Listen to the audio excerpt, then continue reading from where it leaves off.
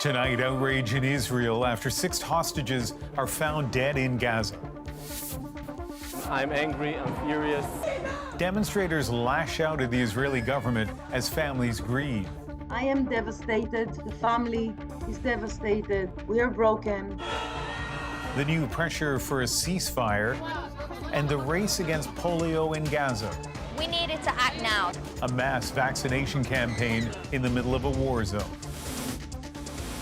An Alberta First Nation demanding answers after a 15-year-old was shot and killed by police. I just don't understand how the lethal force is the only option. And one of Canada's greatest baseball players, Joey Votto, looks back. When you're older, it's just the game is so unforgiving. Every day, every day. An accomplished career, but not without struggle. Our candid conversation in The Breakdown. From CBC News, this is The National with Ian Henemansing. An outpouring of anger and grief tonight on the streets of Israel. Massive demonstrations after news 6 hostages abducted nearly 11 months ago were found dead in Gaza. The protests flooded the streets of Tel Aviv, blocking a highway for 3 hours, eventually erupting as police moved in and protesters pushed back. Demonstrators are demanding a ceasefire deal, urging the Israeli Prime Minister to do whatever is necessary to get the remaining hostages home. The victims were discovered in a tunnel in southern Gaza. Israel says they were killed just before being discovered, further fueling backlash, with some family members saying a ceasefire could have saved their lives. Katie Nicholson now on the anger in Israel and the action being taken to try to force the government's hand. They jammed into the streets of Tel Aviv and Jerusalem, tens of thousands. And as darkness fell, tempers flared. Some clashed with police. That fury directed largely at their own government after a devastating discovery deep underground in Gaza. The bodies of 6 hostages recovered by the Israeli forces in the tunnels under Rafah, ranging in age from 23 to 40, 5 taken from a music festival, 1 from a kibbutz. Israel says they had been recently executed, shot at close range. It was a coward act to murder them the way they did. Torontonian Mayan Shavitz's cousin Carmel Gatt is among the dead. I am devastated. The family is devastated. We are broken.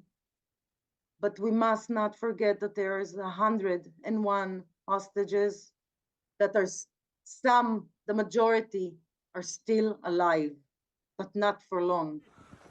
Those with families still unaccounted for, also unnerved and furious. They should have come back alive. A deal should have been struck a long time ago. Israeli Prime Minister Benjamin Netanyahu has been accused of dragging his feet on a ceasefire to preserve political power. Despite demands he addressed the nation, he instead put out a pre-recorded video statement vowing to continue the fight and hold those who killed the hostages accountable. That, as the opposition leader condemned him. Netanyahu and the death cabinet decided not to rescue the hostages, said Yair Lapid. That blood is on their hands. This marks the 11th month of war. Officials believe more than 100 hostages are still inside Gaza, 2/3 of whom are thought to be alive. In that time, more than 40,000 Palestinians also died, according to Gaza's health ministry. The Biden administration has been pushing hard for a deal between Israel and Hamas. The latest round of talks have so far failed. But Monday may bring renewed pressure on Israel, its largest union calling for a general strike to bring the country to a standstill and try to force its government to strike a deal and deliver the rest of the hostages safely home. Katie Nicholson, CBC News, Washington. Let's go to Sasha Petrusik, who's in Jerusalem for us tonight. And Sasha, give us a sense of the mood there right now. The fury and frustration of Israel seem to spill over with news of 6 dead hostages. Tens of thousands protested in front of Israel's parliament here in Jerusalem. More than 200,000 blocked streets and filled the squares of Tel Aviv. But it's not just about bigger numbers. People at these protests say they feel different. Seeing more hostages dying has pushed those who showed symbolic support, perhaps waving yellow flags, to take more direct action. Union members to go on strike. Hostage families accuse Prime Minister Benjamin Netanyahu of abandonment. And now much of Israel seems to share their worry that surviving hostages, maybe 60 of them, won't get out alive. Not if political leadership keeps putting political priorities first, they say. And Sasha, what are those priorities? Well, Ian, protesters see a prime minister who's more concerned with the survival of his government. So he's listening to hardline coalition partners who insist on total victory at all costs, with no ceasefire to get in the way. Netanyahu says he wants what's best militarily. But generals and even Defense Minister Yoav Gallant, probably the most experienced military commander in Israel, are pushing for a deal. He even reportedly got into a shouting match with Netanyahu last week over the insistence of keeping Israeli troops on Gaza's southern border. Gallant says there'll be time enough for tough military action once the hostages are out. Anything less, he says, is immoral. Ian? Sasha Petrusik in Jerusalem tonight. In the occupied West Bank, Israeli forces maintained a heavy presence for a fifth consecutive day. Authorities now confirming 3 police officers had been killed after their vehicle was shot at. Israeli forces exchanged fire with the suspect, later confirming he was killed in the shootout. This as Israel released new video of its officers converging on Jenin further north in what's been the largest coordinated strike in the West Bank in about 20 years. At least 24 Palestinians were reportedly killed. Israel says it's targeting militants. Palestinian officials say civilians are among the dead. In addition to the fighting, critical infrastructure is also being destroyed. The Jenin municipality saying about 70% of its streets have been bulldozed and some areas no longer have water or power. The conditions so dire, many are being forced to flee their homes by foot. A mass polio vaccination campaign got underway today in Gaza, and a videographer working with CBC News was there as the rollout began. Philip Lee Shannock lays out the daunting challenges ahead. It's quick, simple, and painless, but the operation to vaccinate Gaza's children for polio is anything but. Outside facilities, thousands lined up, many making the dangerous trip to central Gaza to ensure their kids are protected. This woman brought her 5 children. We traveled a very long distance, and the journey was difficult. As you can see, many people did as well, she says. Some 640,000 children need to be vaccinated, and time is running out. It is a very aggressive and very dangerous virus that is lead to facet paralysis, which it is irreversible. So this is the urgent. Polio was eradicated in Gaza 25 years ago, but after 11 months of war and bombing that's crippled the healthcare, water, and sanitation systems, it's resurfaced. We needed to act now. This is why we are rolling out this campaign in the middle of a war zone. One case has already been confirmed. Abdul Rahman will be a year old this month. A videographer working for CBC News met his mother, who says her baby went from crawling to being unable to sit up on his own, paralysis affecting his limbs. Every day, his case gets worse, she says. Israel and Hamas agreed to pause fighting for 8 hours a day to allow mass vaccinations. To keep track of immunizations, each child is marked on their fingernail. A second dose is needed in 4 weeks' time. 95% of children must get both doses for it to be a success. To get there, some warn a permanent stop in fighting is necessary. What we need is a ceasefire for these children immediately. For now, Israel has agreed to another pause in 4 weeks to try to prevent a devastating outbreak. Philip Lee Shannock, CBC News, Toronto. Residents of an Alberta First Nation are still waiting for answers tonight after Mounties shot and killed a 15-year-old boy on Friday. The teen had called 911 asking for help, but as Sam Sampson reports, details of exactly what happened next are unclear. Roses and sage dedicated to the teen who was shot and killed by police nearby. It's scary. These are scary times. If a kid's gonna get shot, it scares me too now. RCMP say a 15-year-old boy called 911 just after midnight Friday, reporting that someone was trying to kill him. About an hour later, officers found the boy near this intersection. Officers say they took several weapons from him. After that, RCMP say a confrontation happened. 2 officers fired their guns. The teen was shot. RCMP say they gave him first aid and called for an ambulance, but he died in hospital. The death, shocking for the surrounding community. And why wasn't somebody to come speak to him instead of just pointing a gun and shooting at him? A 15-year-old? It's hard losing someone, especially that young, right? I can't imagine how the parents feel, the grandparents, right? The teenager was from Samson Cree Nation, a Treaty 6 community not too far from the shooting. I have a young son that's 15 as well, and I don't know, it really hits home. Treaty 6 Grand Chief Cody Thomas says he has so many unanswered questions. Peacefully, weapons were taken away, and I just don't understand how the lethal force was the last option, or was the only option. RCMP won't answer any more questions, saying Alberta's police watchdog, known as ACERT, has taken over. ACERT has not responded to our request for comment. ACERT will send in both witness investigators and likely forensic investigators. Patrick Watson studies police oversight bodies in Canada. He says part of the process may involve interviewing the officers who were present. They can volunteer to give statements. They can volunteer to surrender their notes to ACERT, but they cannot be mandated to do that. The chief of Samson Cree Nation told me over the phone he plans to meet with the family Sunday night to help decide how they want to share their story. Sam Sampson, CBC News, Samson Cree Nation, Alberta. A CBC investigation has uncovered a significant omission in the sentencing of a former Alberta private school teacher. Paul Shepard was treated as a first-time offender for sexually assaulting a student. But Shepard was actually a convicted child abuser before he ever became a teacher. Ryan Cook has the investigation and a warning. It includes some graphic details. Paul Shepard was one of the youngest teachers at the St. John's School of Alberta, a Christian wilderness school on the North Saskatchewan River just west of Edmonton.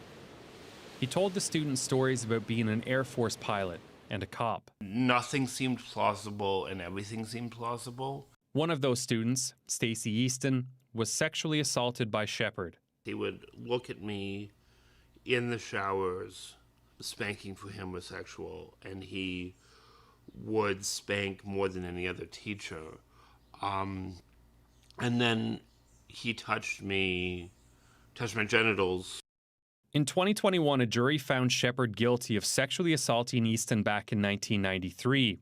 He was sentenced to 6 years in prison, which was lowered to 4 on appeal. The appeal court cited Shepard's nearly 30 years of post-crime, law-abiding behavior for the reduction. The panel of judges also cited that the evidence before the sentencing court was that Shepard had no prior criminal record. It's very disturbing. In Stratford, Ontario, Corey Bernier knew that wasn't true. I didn't know all this stuff had happened after until I Googled his name and seen that he was in the courts for the exact same things that he was doing here 30 years ago. Before becoming a teacher, Shepard was a police officer, but a short tenure with the Stratford Police Service ended in 1986 when he was accused of sexually assaulting 6 children, including Corey Bernier, who met Shepard through Big Brothers. He taught me a lot of inappropriate things, as in how to touch myself. Shepard pleaded guilty to 6 counts of assault in 1986. Sexual assault charges were dropped as part of a plea deal. He received a suspended sentence and 2 years of probation. Bernier is now suing Shepard for pain and suffering from the alleged abuse. It's not really about the money for myself per se, but I do believe he deserves to have some kind of accountability for this. Shepherd did not respond to multiple requests for comment. However, at a parole hearing in July, he acknowledged the Stratford offenses, but he says it was nothing sexual, just corporal punishment. He was granted day parole and is currently serving out his sentence at a halfway house in Ontario. Ryan Cook, CBC News, St. John's. San Francisco 49ers rookie Ricky Pearsall is in hospital tonight after being shot during an attempted robbery. Police say the 23-year-old was struck in the chest during the altercation yesterday afternoon. He's now in stable condition. This comes just 4 months after the wide receiver was drafted by the 49ers. Investigators say there's no indication he was targeted because he's an NFL player. Donald Trump's campaign is defending its decision to take pictures at Arlington National Cemetery, issuing a new statement from the military families who invited him there. Those photos sparked the controversy. Political actions are banned at Arlington, but when a cemetery worker tried to stop the campaign from shooting a video, defense officials say Trump staffers shoved him. We invited President Trump. We are the ones that asked for the video. In a new statement today, the family said in part he was there to honor their sacrifice, yet Vice President Harris has disgracefully twisted the sacred moment into a political ploy. Kamala Harris has criticized Trump, saying, "Let me be clear, the former president disrespected sacred ground, all for the sake of a political stunt." Trump has been defiant since day one. They asked me to have a picture, and they say I was campaigning. I don't need, the one thing I get is plenty of publicity. I don't need that. Today, he thanked the families in his post sharing their statement, one that included attacks against Harris. It's been a devastating start to this long weekend in BC. A group of 4 people found near a beach suffering from apparent drug poisonings. 2 of them died. As Yvette Brand reports, it's a grim reminder of the crisis gripping the country. Friday, at this tranquil beach on Vancouver Island, a sunrise swimmer found a tragedy unfolding. 4 people sprawled near a truck, overdosing. This neighbor was shocked. Majorly, yeah. Yeah, it was... Yeah, because nothing ever happens down here. 2 women died, 2 men left in critical condition, all in their 30s and 40s. We don't tend to see this many people overdosing simultaneously, and it's rare, but it is sort of a nightmare scenario about what can happen, you know, in a worst case. Officials say it's a stark reminder. Never use drugs alone, always with somebody sober. More than 6 people die every day on average in BC from toxic drugs. Many of the people the numbers are just faceless to people, so we try and bring their faces out here and say, look, this is really who we're losing, and, you know, we shouldn't be. It's wrong.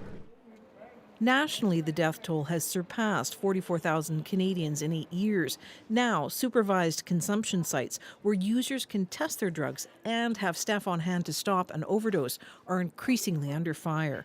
And I was just wondering how you would feel if I stuck one of these beside your house. You wouldn't like it. Last month, Ontario banned supervised consumption sites near schools and daycares, effectively closing 10 of its 17 facilities. That province says it's focused instead on treatment. Alberta, too, which has built multi-million-dollar recovery centres. We're losing lives. We're losing a lot of potential for Canada. You're still breathing, brother. This man, Harold Melbourne, recovered after 15 years of using. Good morning. And now helps others struggling to stop using. He wants to see BC focus more on recovery, too. Many times we have somebody coming in here, they want to clean up, but we can't hold on to them because there's no beds available. Hey, guys. He, one of many, demanding more support to help save lives across Canada. Yvette Brand, CBC News, Vancouver. Movie theaters have relied on Hollywood blockbusters to draw crowds, but now they're searching globally for the next big hit. Maru naam Veda. The foreign language films helping cinemas bounce back. It's a plus for us that we can actually watch in Canada. A star quarterback returns to Canada and plays in a CFL first. I love playing in BC. I love playing in this province. And a Nova Scotia boy's swinging success. That was pretty exciting because it was like people are actually like enjoying this stuff. We're back in 2.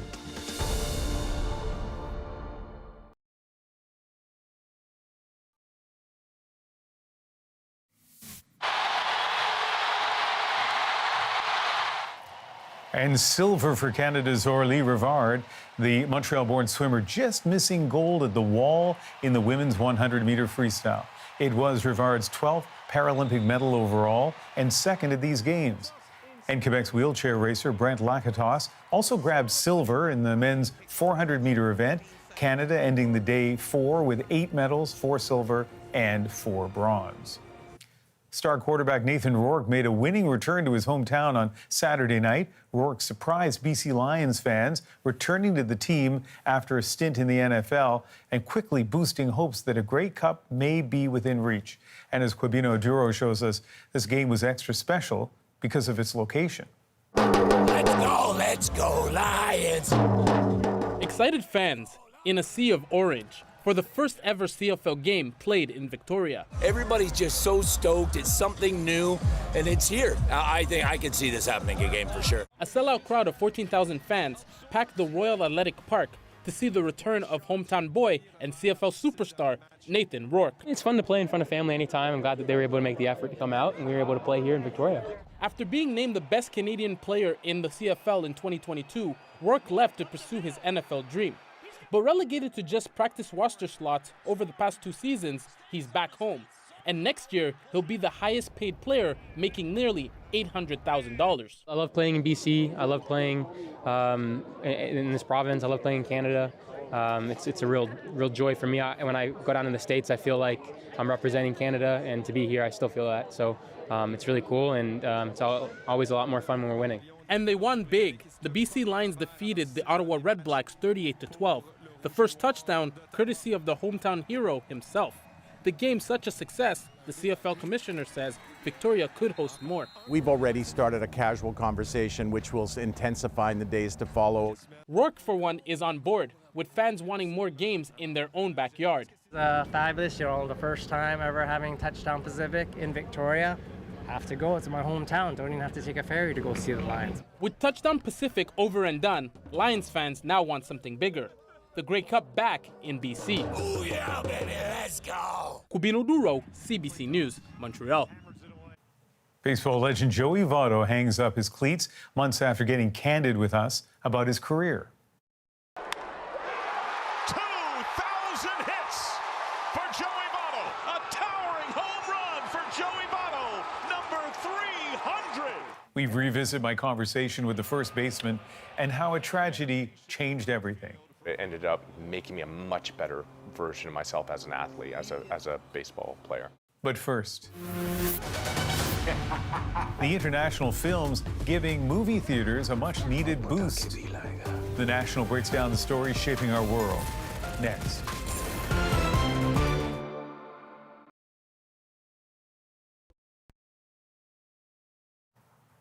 Stevie Cameron, accomplished journalist and author, has died at the age of 80. How did he find out about the search warrants before they were executed? I wonder if anyone in the opposition will be asking that. Her 1994 book, On the Take, was a high-impact bestseller that dug into the scandals of Brian Mulroney's government. Cameron held various positions at the Globe and Mail and Toronto Star and Maclean's, and she hosted CBC's The Fifth Estate. Cameron was a member of the Order of Canada for her journalism as well as her philanthropy. Cameron's family told CBC News she died yesterday at her home in Toronto. Canadian movie theaters have been struggling since the pandemic, but are hoping to get a boost from foreign films. Eli Glasner on why they're proving to be such a big draw for moviegoers. Oh, she's perfect! It's been a good summer for movie theaters, with big audiences for Deadpool and other familiar franchises. But take a look around. Next to the superheroes and sequels, you'll find films from India, China, Korea, and more. Evidence of a growing trend. In its annual statement for 2023, Cineplex touted the fact that 10% of its box office revenue was from international programming. From Hindi film to Punjabi film to Korean film, Filipino film. Robert Cousins is the guy who decides which film runs where and says it's about serving the community. Now that's heartwarming, but why does this make business sense for you? Because people come. I mean, ultimately, what makes this line of product work as much or more than any other line we have is that the audiences come out for it. He says last year featured 217 non-English titles. It is equal to all of the studio and independent distributors combined. What's lovely is that, you will get to see these smaller films over here. This critic used to have to trek to the suburbs for her Bollywood fix. And, I still love those theaters, don't get me wrong. Their sticky floors have changed, but they're still nice. Now she can catch Korean, Hindi hits, and more all at her local multiplex. A change she says is driven by the increasing popularity of non-English titles on streaming. Increasingly, I think people are actually interested in different types of cinemas, So yeah, I think it makes strong business sense. Maru naam, Veda. But perhaps the best reasons can be found in the line for the Hindi language film Veda. It's a plus for us that we can actually watch in Canada. So I'm really excited for this movie. Like we are missing families and all stuff. So these are the things that connect us back. Stitched together by the international language of cinema. Eli Baxter, CBC News, Toronto. Now it's time to dig deeper into the stories shaping our world.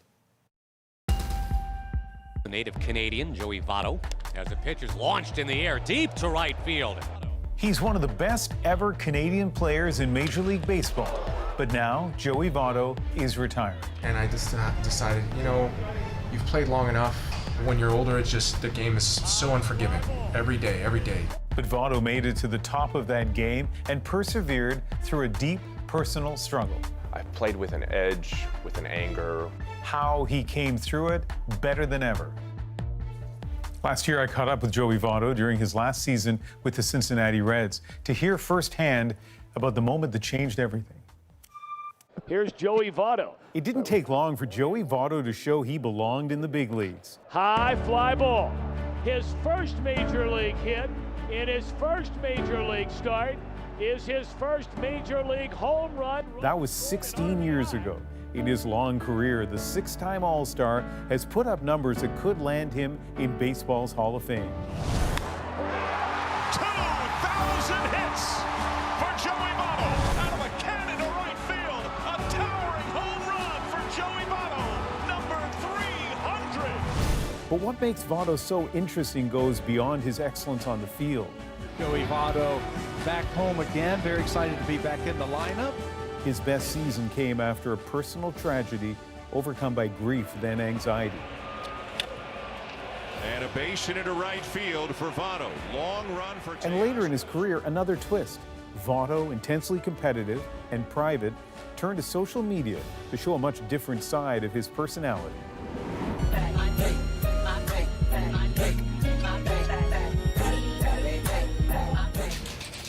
It's time to win a ball game.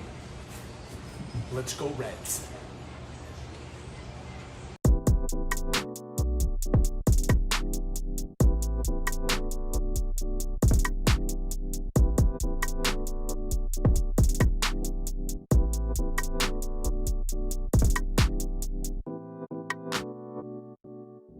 Joey Votto, thanks for joining us. Thanks for having me. So many accomplishments in the world of baseball. I'm kind of curious, if I were to ask you, what's the single thing you're most proud of as a baseball player? What would it be? I think when I was younger, I envisioned my life going in a certain direction, and it's the challenges, the things you have to overcome, the times you fail. I think have made me a more resilient, better person, and I've made plenty of mistakes along the way, but I feel like I've learned from all of them. I feel like I've done things that I didn't think I could ever do, and I'm sitting here right now, a version of a person that I never thought I'd be able to be, and it wasn't easy to get here, but I'd say that's what I'm most proud of. In our interview series, we focus on Canadians who have achieved excellence in their field, and we also look for moments that changed everything for that person. And I'm just curious, is there a moment in your career that you would identify as, that's the moment that changed everything? Yeah, my father dying. I felt pretty intense hatred and anger, and I felt like a darkness. And I played with a lot of, I played with an edge, with an anger, with a not a good space for a stretch of time. I was mourning the loss of my father, depressed. I was not feeling very much in life.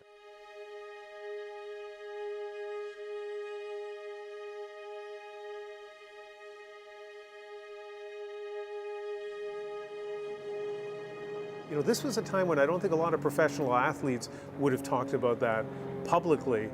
Was that tough to discuss publicly? I'd say that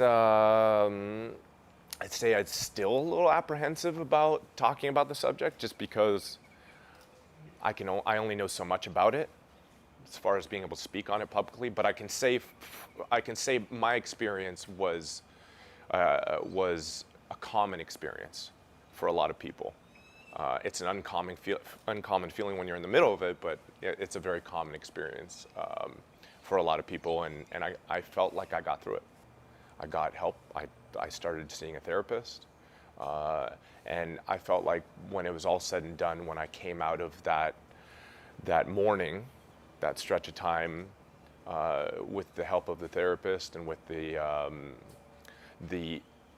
experience of becoming a different person, I felt like I was in a much better place in my life, and it just so happened that it ended up but it ended up making me a much better version of myself as an athlete, as a baseball player.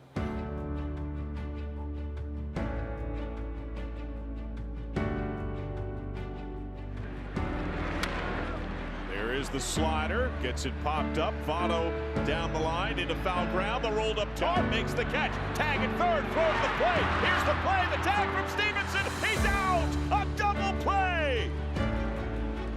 That was an incredible play. Oh my goodness. Votto was prepared as he reached over the tarp to make that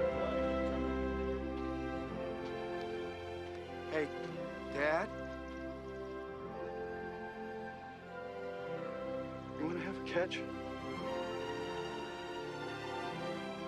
I'd like that. And I remember watching what I had, Field of Dreams. I watched it often, and you know, I didn't realize it when I was young because I had a father to play catch with. I had a bond to maintain, and then when you lose them, you know, it's gone for good. To be able to wear a uniform and walk through the corn and then play that game.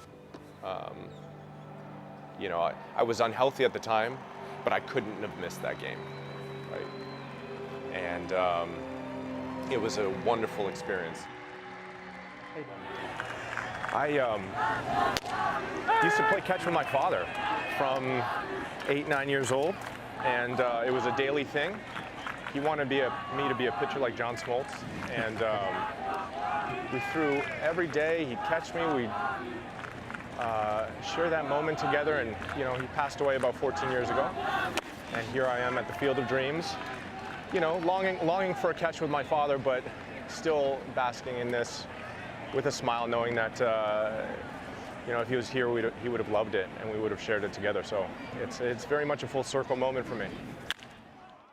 There's another really cool thing about that game. I was watching a tape of the telecast, and this is not an exhibition game. This is a major league ball player who wants to win that game, who's having an interview with a guy, and you were able to handle all of that at once. It was pretty impressive. Yeah, it was a part of the production of the game. I don't know if it's something I'll be excited about doing again in the future. You know, it's very important to stay, in my experience, to stay focused on the game. Yeah. So it was a bit of a distraction, but it was a one-off game.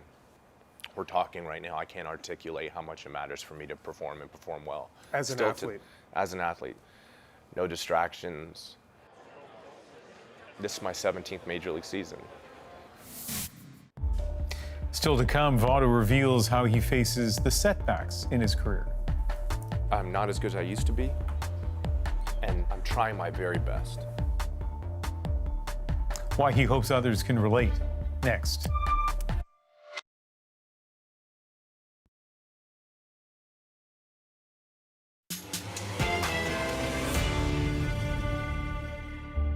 Canadian Joey Votto retires from an all-star career in Major League Baseball.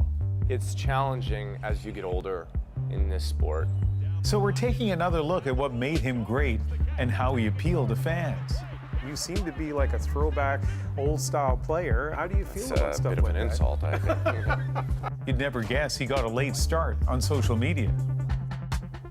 Here's the conclusion to our conversation from last year. He was still months away from announcing his retirement, but you'll see there were signs it might be coming. You know, I don't have friends and family that come through, you know, just because I can't give up a day. I can't, I can't be distracted by, in any way. And it saddens me in a way because I haven't been able to share so much of my career with my family. My mom would love to be a part of this more often. I'd love to have my brothers here or my friends. But I can't help but be solely focused on this, on doing this well. So to answer your question, I felt like it was a good moment. People enjoyed it, but it was a bit of a distraction, and I don't like distractions. So. But it was an amazing thing to watch. But I wasn't then surprised to discover you're a chess player. And I just thought, I wonder if Why would you say that? So the only reason that I mentioned chess in terms of watching what you did on the field there is I thought, here's a guy who's got a brain that can work in lots of different ways at the same time. No? No, I'm not a smart man. No? No. I'm good at one thing at a time. Oh, okay, one thing at a time. Yeah. All right. Okay, so we'll put, but you love chess, and you went to a club in Toronto. NX Chess Club, yeah. I compete and I travel in this Reds uniform in Cincinnati. I absolutely love it, but it can be a bit isolating. So whenever I go back home to Toronto, I need friends. I need a social group, or else I'm at home all the time, which is not good. And so I've been hunting different ways to find a social group, and I started playing a little bit of chess during the pandemic, and I was like, you know what, I want to join a chess club.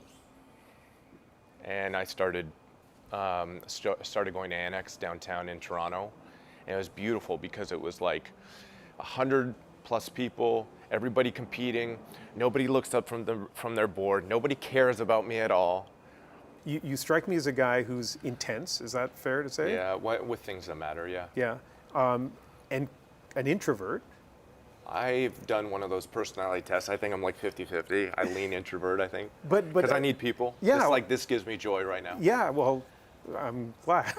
But I can relate to that. But what's interesting is when you wanted to reach out and have social contact, one of the things that gave you joy was walking into a chess club where you said nobody even put their head up. I loved it. Yeah, of course. I like being in a group. I love being in a group where everyone's looking in the same direction. I don't like when the looking is happening at me. I find that drains my energy, and this gives me energy, if that makes sense. So like when everybody's locked in on their board, and I say bye and hello and or hello and bye, what have you, and then I head out, it's like, wow, that just felt so good.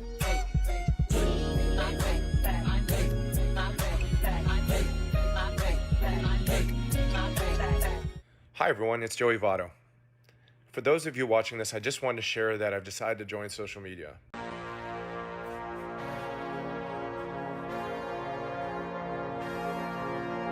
Wipe it down. Wipe it down. Wipe it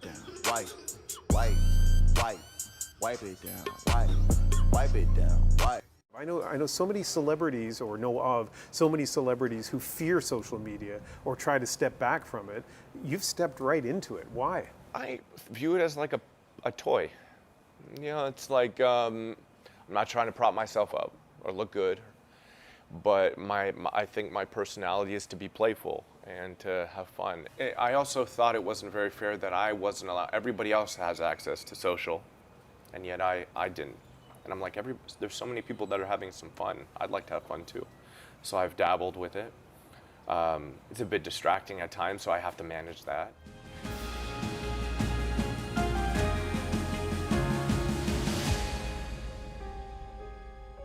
How do you feel about all these rule changes, particularly in the last couple of years, this ageless game, and you seem to be like a throwback, old-style player, and how do you feel about stuff like that? That's a bit of an insult, I think. I think that it's great. The game's gotten too long. It's gotten too slow. And it's gotten too slow both in time and in action. The game is so much more athletic than when I first came up, and yet the game was much more appealing to the eye when I first came up. This is 2007. Many more balls in play. The game was faster. We were playing 4-hour games like they were nothing, and I don't think that's fair to the average fan. I don't think that we're serving the fan base well. Hopefully, a lot of Canadians watching this interview are going to be watching you play baseball this season with a keener interest, and I wonder, what should they be looking for?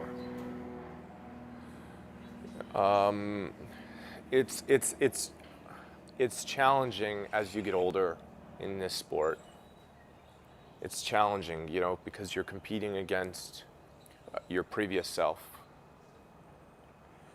And if they're watching me, know that I'm relatable because I'm doing something I'm not as good as I used to be, and that I'm trying my very best.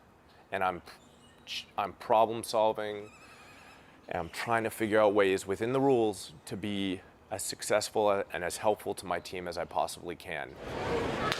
The average person that watches me play, I hope can relate, because we all go through things that seem insurmountable or are challenging, and then when we face them, we become a better version of ourselves, and when we get through them, there's a feeling of elation. And so if I'm successful this year as an individual, if you're asking about me individually, if I'm successful, I'm you, overcoming something and feeling an immense amount of satisfaction and doing something that I have my doubts about that I can do, but if I end up doing, it would feel pretty darn good. I can't wait to watch. It's been really nice talking to you. Thank you very much. Yeah, thanks.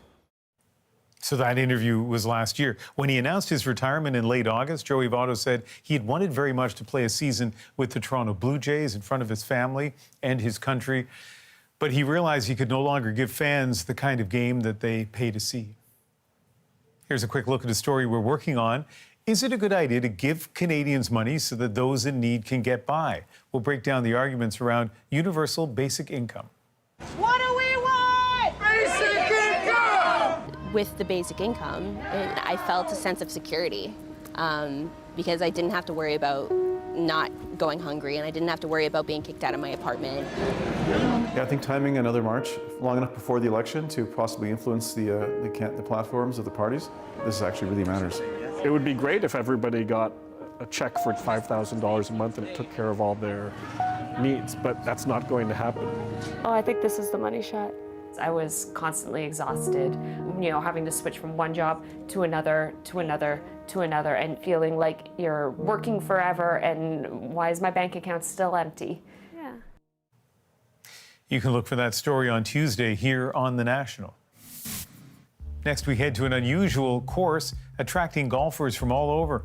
There were people here from Halifax. I think there was somebody who came from Toronto. Putting in the driveway in our moment.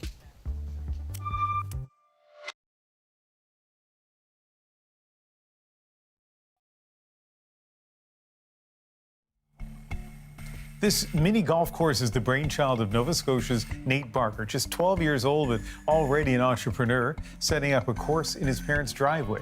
Nate used old toys and reclaimed wood to set up the obstacles, and it became a putting success. His summer business is our moment. We just kind of thought it'd be a cool idea, something fun to do.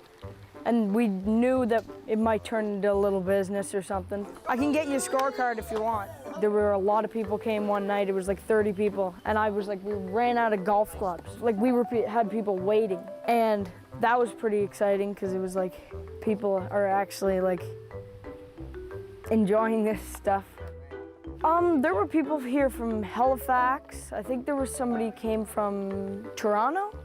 Yeah, most people like dogs. And it just seems like a nice name. It kind of, Red Dog Mini Golf, it just kind of goes well. My favorite thing is probably just I loved having a bunch of people here because it was just exciting to see all these people here just to play the mini golf and stuff and to support me and stuff. So I just did an interview with Brian Scudamore. He's the newest Dragon, and that interview will be on The National in a couple of weeks' time. But he had this kind of cutthroat, price-busting business when he was like 7 years old, a car wash or something in his neighborhood, and he now has 1-800-GOT-JUNK. He's worth hundreds of millions of dollars. So, Nate, it'd be interesting to follow up with you.